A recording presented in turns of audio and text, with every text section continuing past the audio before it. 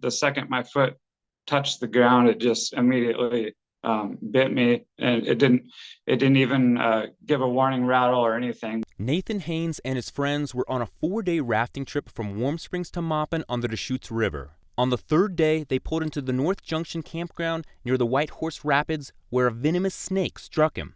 First thing I did was look at my watch, because you're supposed to be able to tell the hospital exactly what time of day you got bit, so they know how much antivenom to give you. Haynes works for the Oregon Department of Fish and Wildlife on site at the fish hatchery and had snake bite training, which allowed him to understand the situation and stay calm.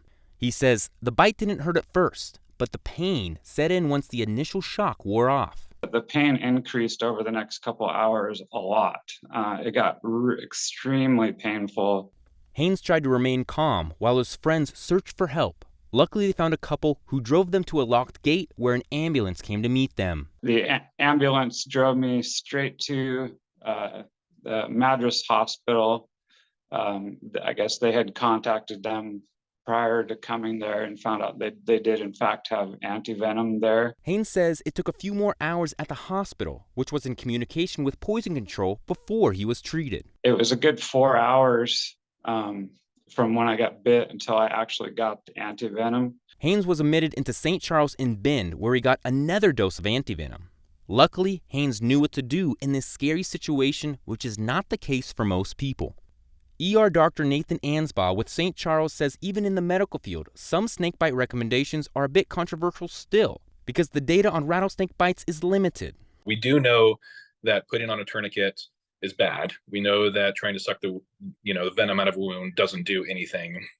Really, the main thing that we recommend is people try to essentially immobilize whatever part of their body. Ansbaugh says the first thing they look for is if a victim is breathing okay, or if they might look like they have an allergic reaction. Also, checking for swelling, bleeding, or bruising, and administer the antivenom as soon as possible after consulting toxicologists.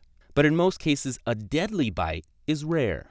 The mortality associated with rattlesnake bites, even though it's a scary thing to have happen, are very, very, very low. Like even without antivenom, talking like less than 3% mortality. With antivenom, it's like less than 0.5% mortality. Ansbaugh says have a strategy and a plan if you're in rattlesnake territory. Don't follow Hollywood. Just keep your limb immobilized. Take your rings off if it's on a hand, and keep yourself calm and get to the local hospital. Be prepared and watch your step on the high desert. Steelhaugen, Central Oregon Daily News.